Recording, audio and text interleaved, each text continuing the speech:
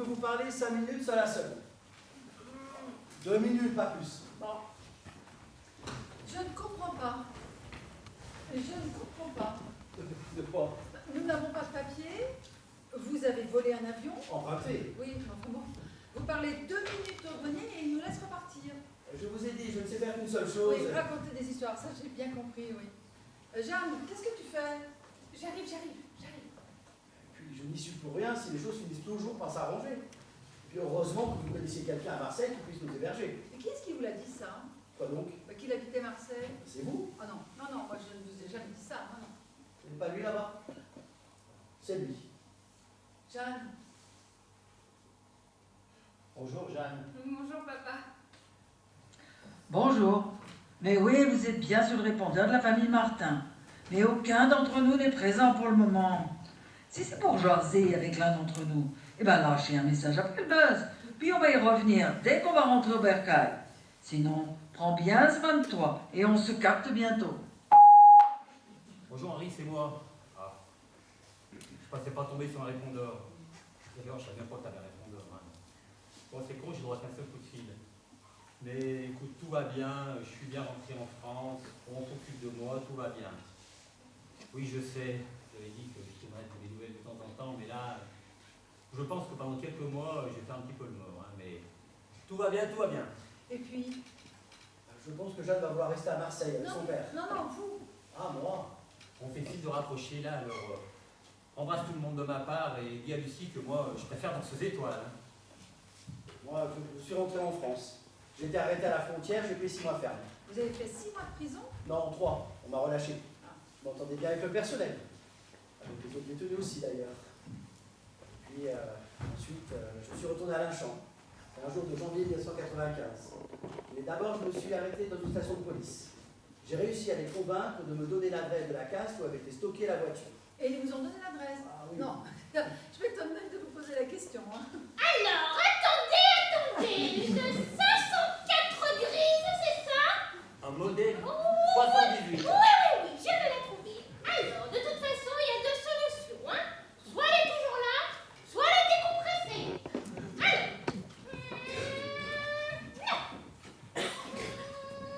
non. Ouais, une 504 grise 78, immatriculée 1290 ST91. Oui, elle est là. Oui, c'est celle-là. Elle est toujours là. Enfin, elle est là. Elle est dans les fichiers. Non, elle a été compressée. Pardon. Bah, c'est marqué là. Juin 1991, CPS. C'est la compression de compresser. Attendez. Qu'est-ce qu'il en reste? Eh bah, rien. Rien. Rien? Rien. Un cube en métal. Mais et les livres, les carnets? Perdu à jamais. Mais personne n'a ouvert le coffre? Personne. Non mais attendez. Mais c'est pas possible. Tout ça pour ça? Tout ça pour ça. Non. Des centaines d'années d'histoire réduites à un cube de métal. Non mais votre histoire ne s'arrête pas là. Ainsi. Oh non. Enfin, presque. Je suis retourné chez mon père. J'ai fait un immense ménage. J'ai dépoussiéré les livres et je les ai lus. Et un jour, parmi les livres, j'ai trouvé un carnet. Ce n'était pas l'écriture d'Adélaïde. C'était celle de mon père. Une écriture très brouillonne, presque illisible. Il avait annoté une sorte d'information colossale, issue de romans, de poèmes, de pièces de théâtre. Et au milieu du carnet, une date était entourée en rouge. 1348. 1348. Les hommes et les femmes tombaient comme des mouches. La grande peste avait gagné l'ensemble du sud de la France. Le pape alors vivait en Avignon. Au cours de l'été 1348, 60 000 Avignonnais allaient mourir du même mal. Plus de la moitié de la population de la ville. À l'abri des hauts murs de son palais, le pape Clément VI priait lui aussi pour le salut de son âme.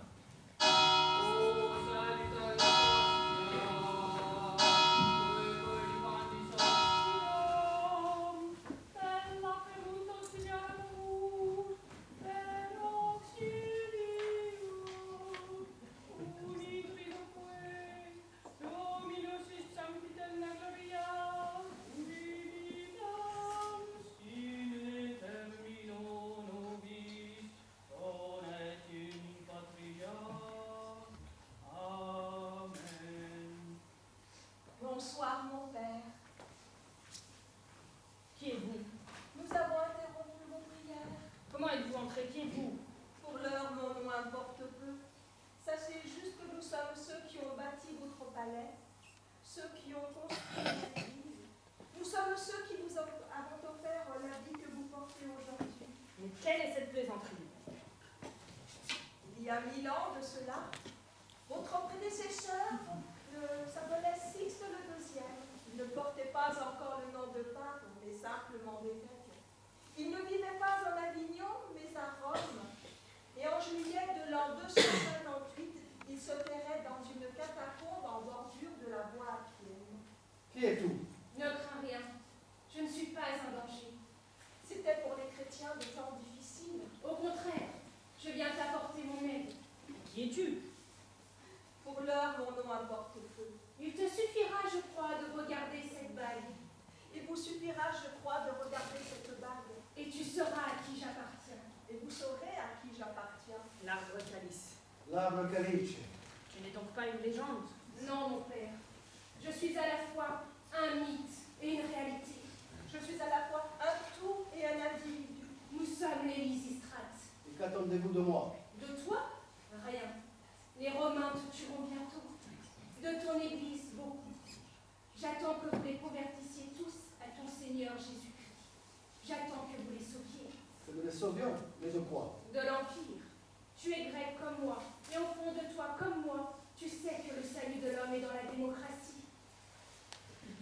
Dans 1000 ans peut-être, ou dans 2000 ans, le pouvoir reviendra au peuple. Votre religion est le dernier mouvement sur l'échiquier. Je ne comprends pas. Peu importe. Je suis ici pour te dire que nous allons vous apporter des moyens illimités. Et par quel miracle? Tu feras le commerce de la seule chose qui existera, tant qu'existera l'humanité. Et quelle est cette chose? La mort.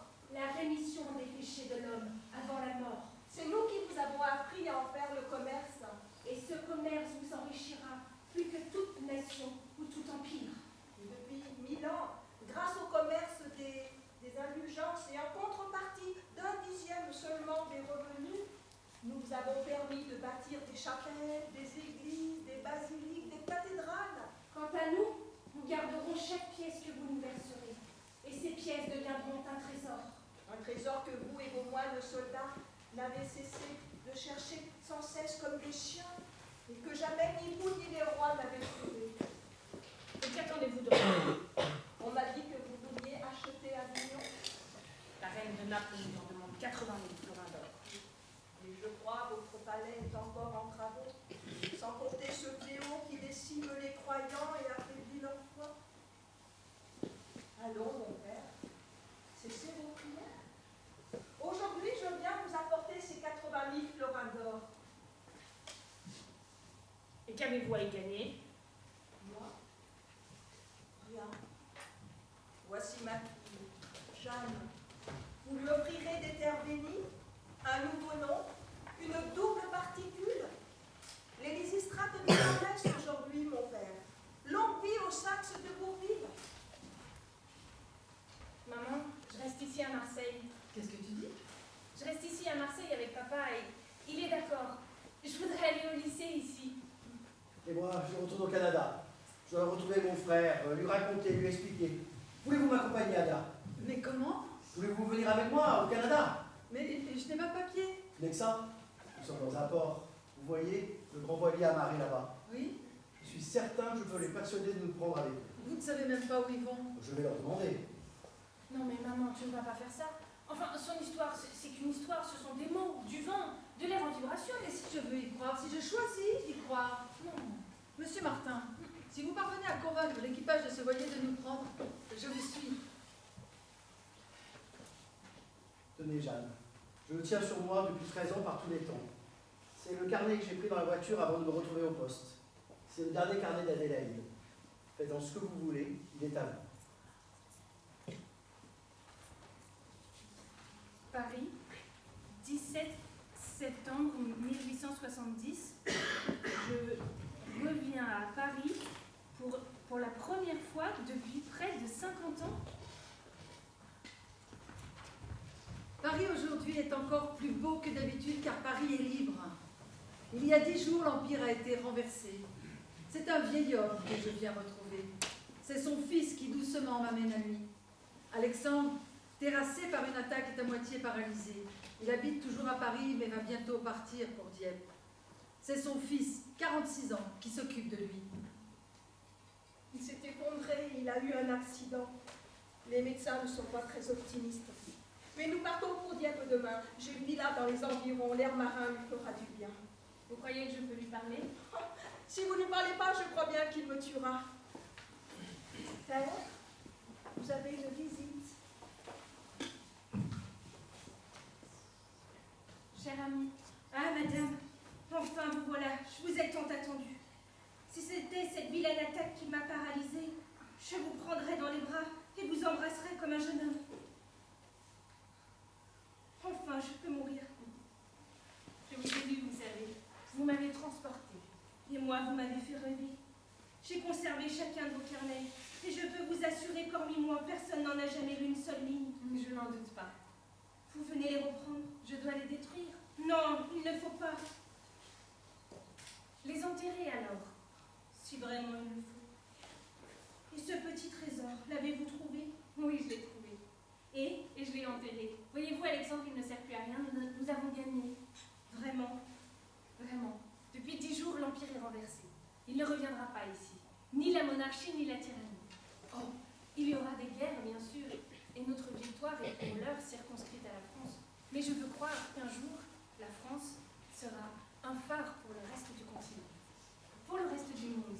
Nous avons gagné, Alexandre.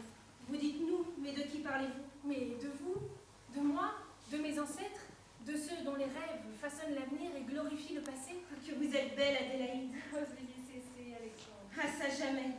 Pour la guerre, cela suffit. Mais pour l'amour, on ne doit jamais cesser d'aimer. Voilà, la cabine de douche est par ici. Vous avez également des serviettes propres. Nous levons l'encre dans 8 minutes. Si vous avez besoin de quoi que ce soit, n'hésitez pas à nous demander. Merci beaucoup. Oh là là, comment avez-vous fait? Mais qu'est-ce que vous lui avez raconté? Oh non, mais c'est sans importance. Par contre, moi je veux la suite, je veux connaître la fin de l'histoire. Je suis fatigué de parler, j'ai la gorge sèche. Bon. Ah. Dans une de mes mains, il y a une pièce. Si vous tombez dessus, je continue mon histoire. Alors, celle-là. Oh, encore. Celle-là. Encore une fois. Celle-là. Bah. Je n'ai rien d'autre à vous offrir que la vérité. Je n'ai pas trouvé le château perdu d'Adélaïde. Je n'ai rien trouvé que des livres, des histoires, des rêveries. Je n'ai trouvé que du vent. Encore une fois. Alors je choisis cette main. Maintenant ouvrez l'autre. Si celle-ci est vide, alors c'est celle que j'ai choisie quand il y a une pièce. Ça y est. Vous êtes passé du côté des livres. Je n'ai jamais trouvé de château. Mais un jour, je compris le message et la charge que m'avait confié mon père. En me tenant sur sa tombe, exactement au milieu du cimetière, je pus apercevoir à travers le portail un chêne. Ce chêne, vieux d'au moins 150 ans, semblait se mêler aux ferrures du portail et former ainsi un calice. En inspectant les pierres qui entouraient le cimetière, je constatai qu'elles étaient marquées discrètement. Chaque pierre portait un symbole étrange, un sanskrit, et tous ces symboles mis bout à bout formaient une phrase. Atman ou Paveda Gati. Le savoir est la source de la vie. Mais aussi la source de la vie est celle qui sait, ou la femme sait. Adélaïde savait. Je fis alors exhumer le cercueil de mon père pour le transférer au caveau familial. Pour libérer un espace. Pour pouvoir creuser la nuit venue bien plus profond que la première fois. Et après des heures de travail acharné, ma pelle heurta quelque chose. Un coffret. Rempli de florins d'or. De florins, de doublons, de diamants, de perles. Le jour allait bientôt se lever. J'étais seul au milieu d'un cimetière. Alors je pris le coffret et referma le trou. J'étais plus inquiet. Je savais que désormais j'avais le temps et les moyens. J'ai acheté les terres d'alentour, toutes les terres d'alentour, incluant le cimetière lui-même que j'ai fait déplacer. J'ai alors acheté un château qui jadis appartenait à Jules de Polignac. Pierre par pierre, je l'ai amené à Linchamp. Et un jour, seul, à l'abri de ce château, avec ma pelle, j'ai creusé, creusé et creusé. Et qu'avez-vous trouvé? Un coffre, encore un coffre, un autre coffre, des dizaines de coffres empilés les uns sur les autres faits du meilleur bois. Chaque coffre contenait la fortune d'un petit pays. J'étais riche, immensément riche. Mais cette fortune ne m'appartenait pas. Alors? que j'avais cherché le trésor, je me suis mise à chercher l'héritière. Non. Adélaïde n'était pas malade dans le tableau d'Eugène Delacroix. Elle était enceinte, De qui, je ne sais pas. Ce que je sais, c'est qu'elle a eu un fils, Hicham. qui lui-même a eu une fille mariée à Youssouf Ibrahim Jawad, un poète algérien. Ensemble, ils eurent 3 enfants, 3 fils, Richard, Mohamed et Youssouf. Richard est mort à l'adolescence d'un accident de cheval. Quant à Youssouf, il a terminé sa vie sans enfant. Mais Mohamed a eu une fille, Yasmina, née en 1912 et mariée en 1934. À Houssine Ben Mahmoud. Tardivement, ils ont eu un enfant. Kateb Ben Mahmoud. Kateb s'est marié à une Française, Sophie Marty. Ils n'ont eu qu'un enfant, une fille. Née le 1er avril 1966, ils l'ont appelée Alia. Je suis le porteur d'histoire. Je suis fils, petit-fils, arrière-petit-fils de porteurs et raconteurs d'histoire. J'ai pour ancêtre Hérodote et Eusèbe de Césarée. Et vous êtes Alia Ben Mahmoud de Saxe de Bourville. Non. Vous possédez une fortune immense, inestimable. Vous avez le pouvoir d'influencer le monde, de lever les armées, d'embraser les nations. Mais non. Un jour, Jeanne suivra votre voie, et après elle, sa fille, et sa